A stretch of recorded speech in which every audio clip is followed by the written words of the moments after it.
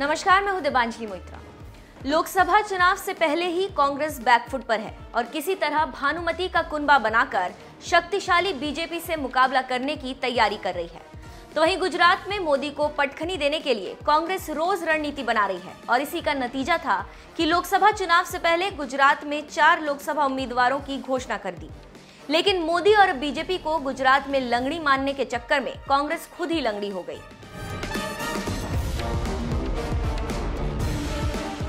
गुजरात में कांग्रेस को एक ही दिन में दोहरा झटका लगा। कांग्रेस विधायक पुरुषोत्तम साबरिया ने इस्तीफा दे दिया है। पुरुषोत्तम धरंगधरा विधानसभा सीट से कांग्रेस के विधायक हैं। हम यहां पर एक बात बताते चले कि ओबीसी के कद्दावर नेता अल्पेश ठाकुर की वजह से साबरिया को कांग्रेस का टिकट मिला था, जिन्होंने सिंचाई घोटाले में जमानत पर चल रहे साबरिया ने राज्य के मंत्री जयंती कवाड़िया को हराया था। साबरिया के इस्तीफे के बाद कहा जा रहा है कि साबरिया बीजेपी में शामिल हो सकते हैं। साबरिया का इस्तीफा मानवदर जिले के कांग्रेस विधायक जवाहर चावड़ा के इस्तीफे के 6 घंटे भीतर आया है। एक ही दिन में सौराष्ट्र के 2 बड़े नेताओं के कांग्रेस छोड़ने से पार्टी में खलबली मची हुई है। इससे पहले वरिष्ठ नेता जवाहर चावड़ा गुजरात विधानसभा की सदस्यता से इस्तीफा देकर बीजेपी में शामिल हो गए। जूनागढ़ जिले की मानवदर सीट से 4 बार विधायक चावड़ा को अन्य पिछड़े वर्ग का प्रभावशाली नेता माना जाता है। वो अहीर समुदाय से आते हैं। ये पूरा घटनाक्रम ऐसे समय पर हो रहा है जब कांग्रेस कार्यकारिणी समिति की 12 मार्च को बैठक होने वाली है। पिछले कुछ महीनों में कांग्रेस के 4 विधायक पार्टी का दामन छोड़ चुके हैं।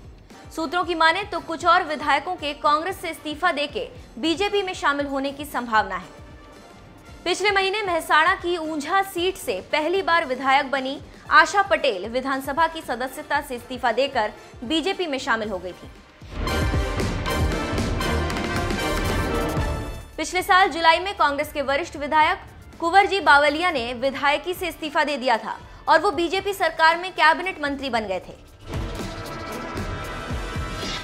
जो भी हो, बीजेपी अपनी रणनीति से गुजरात में कांग्रेस के सपनों पर पलीता लगाती जा रही है और फोड़ती भी जा रही है और इसका असर अहमदाबाद से लेकर पूरे हिंदुस्तान में पड़ रहा है।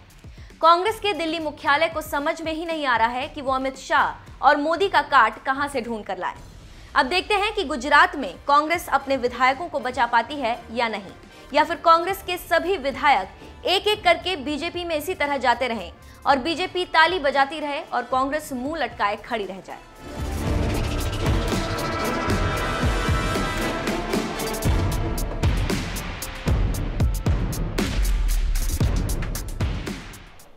नीरव मोदी, मेहुल चोकसी, ललित मोदी, विजय माल्या जैसे लोग बैंक से हजारों करोड़ रुपए चुरा कर भाग जाते हैं। नीरव मोदी, मेहुल चोकसी, విజయ్ మాల్యా లాంటి వాళ్ళు మన బ్యాంకుల నుండి లక్షల కోట్ల రూపాయల లోన్ల దూరంలో తీసుకొని వాళ్ళు దేశాన్ని వదిలిపెట్టి పారిపోతారు। कोई कार्रवाई नहीं होती, ఏ రకమైనటువంటి ఒక ఎంక్వైరీ ఉండదు, వాళ్ళను పట్టుకునే ప్రయత్నం చేయడం లేదు। और दूसरे हिंदुस्तान में किसान हाथ जोड़कर कर्जा माफी की मांग करते हैं। अरुण जेटली जी कहते हैं ये हमारी पॉलिसी नहीं है।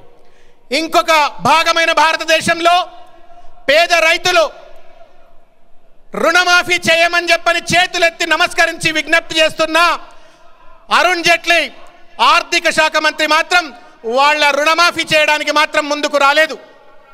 युवा 5 साल से भटक भटक कर रोजगार ढूंढता है। नरेंद्र मोदी हर रोज कोई नया अपने भाषण में कोई नया स्टेटमेंट कर देते हैं। Make in India, startup India, stand up India, रोजगार देने की बात करते हैं।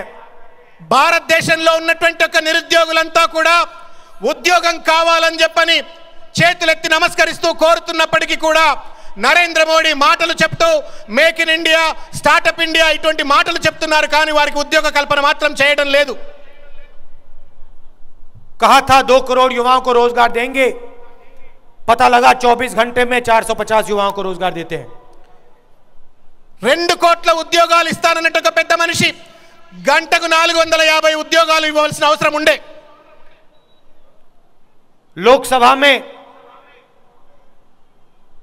टीआरएस के एमपी उनकी पूरी मदद करते हैं। లోక్సభలో టీఆర్ఎస్ సంబంధించిన ఎంపీలు మనల్ని మోసం చేస్తున్నటువంటి ఒక మోడీకి మద్దతుగా పనిచేస్తా ఉన్నారు. नोटबंदी की गई, तेलंगाना के चीफ मिनिस्टर कहते हैं बहुत अच्छा हुआ. నోట్ల రద్దు చేస్తారు అర్ధరాత్రి పూట. తెలంగాణకు సంబంధించిన ముఖ్యమంత్రి చంద్రశేఖర్ రావు చాలా మంచి పని జరిగింది అని చెప్పని శబాసరి సర్టిఫికేట్ ఇస్తారు. पूरे देश में करोड़ों लोग बेरोजगार हुए, बहुत अच्छा हुआ. నోట్ల రద్దు వల్ల దేశంలో ఉన్నటువంటి ఒక కోట్లాది మంది నిరుద్యోగులుగా మారితే చంద్రశేఖర్ రావు తెలంగాణలో ఉంటూ మంచి పని చేసిండ్రు అని చెప్పని శబాస్ అంటారు. जीएसटी लागू होता है, 5 अलग अलग टैक्स, छोटे दुकानदारों को, स्मॉल मीडियम बिजनेस वालों को नुकसान पहुंचता है. आपके चीफ मिनिस्टर कहते हैं बहुत अच्छा हुआ. జీఎస్టీ అమలు చేస్తారు.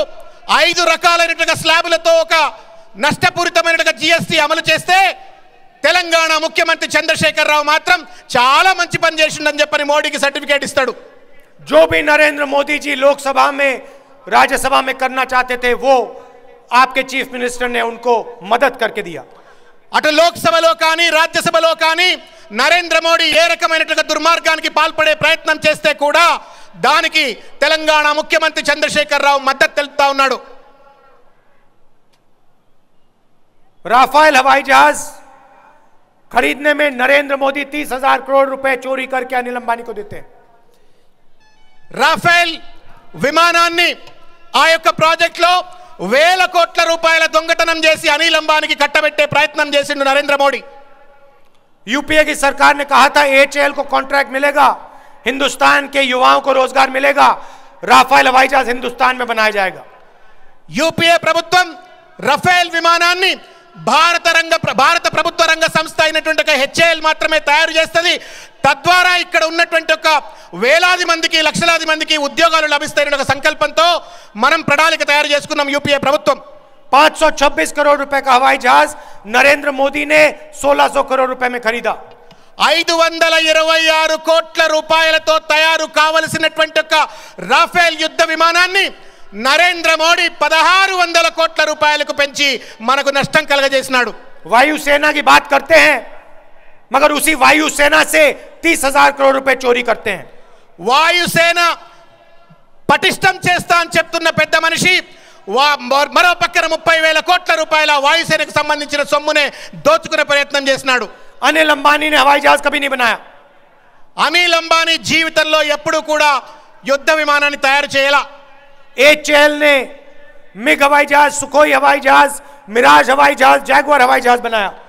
మరో పక్క హెచ్ఏఎల్ మాత్రం మిగ్ కావచ్చు, సుఖోయ్ కావచ్చు, మిరాజ్ కావచ్చు, ఇట్లా రకరకాలైన యుద్ధ విమానాలను గత 70 సంవత్సరాలుగా తయారు చేసిన చరిత్ర ఉంది. हर रोज हम नरेंद्र मोदी के खिलाफ खड़े होकर उनके भ्रष्टाचार की बात करते हैं. ప్రతిరోజు నరేంద్ర మోడీ ఎదురుగా నిలబడి అతను చేస్తున్నటువంటి ఒక అవినీతిపై నిరంతరంగా ప్రశ్నిస్తా ఉన్నాను. हिंदू अखबार में सरकारी डॉक्यूमेंट्स आते हैं, साफ लिखा है नरेंद्र मोदी ने पैरेलल नेगोशिएशन किया, नरेंद्र मोदी ने हिंदुस्तान की एयरफोर्स का नुकसान किया. హిందూ అనేటువంటి ఒక జాతీయ పత్రికలో, ప్రతిష్టాత్మకమైన జాతీయ పత్రికలో నరేంద్ర మోడీ తప్పు చేసినాడు అని చెప్పని చాలా స్పష్టంగా సమాంతరంగా ఫ్రాన్స్ దేశంతో చర్చలు జరిపినాడు, అనిల్ అంబానీకి లాభం కలిగించే విధంగా పేపర్లో స్పష్టంగా పబ్లిష్ అయింది కూడా. मेरा आपसे सवाल है, केसीआर जी ने राफेल मामले पे कितने बार टिप्पणी दी? నేను ఇవాళ సూటిగా చంద్రశేఖర్ రావు గారిని ఈ వేదిక నుండి ప్రశ్నిస్తా ఉన్నాను. రఫేల్ యుద్ధ విమానాలకు జరిగినట్టు మోసంలో ఎన్నిసార్లు ప్రశ్నించినారు అని చెప్పి. कभी आपके चीफ मिनिस्टर ने कहा हां नरेंद्र मोदी ने 30,000 करोड़ रुपए चोरी किए? ఎప్పుడన్నా ఒక్కసారైనా నరేంద్ర మోడీ 30,000 కోట్ల రూపాయలు దోపిడీ చేసిందని చెప్పి కేసీఆర్ అన్నాడా? कभी आपके चीफ मिनिस्टर ने कहा कि हाँ राफेल पे कार्रवाई होनी चाहिए, इन्वेस्टिगेशन होना चाहिए? ఎప్పుడైనా చంద్రశేఖర్ రావు రఫేల్ పైన ఎంక్వైరీ జరగాలని చెప్పని ఈ మోసాన్ని ఎండగట్టాలని చెప్పని అడిగినాడా? क्यों नहीं? ఎందుకు అడగట్లేదు? क्योंकि आपके चीफ मिनिस्टर चाहते हैं कि नरेंद्र मोदी हिंदुस्तान के प्रधानमंत्री बने रहें. ఎందుకు అడగట్లేదంటే ఇక్కడ ఉన్నటువంటి ఒక కేసీఆర్ గారు నరేంద్ర మోడీయే ప్రధానమంత్రిగా కొనసాగాలనే ఉద్దేశం ఉంది కాబట్టి. केसीआर जी के भ्रष्टाचार के बारे में नरेंद्र मोदी जानते हैं.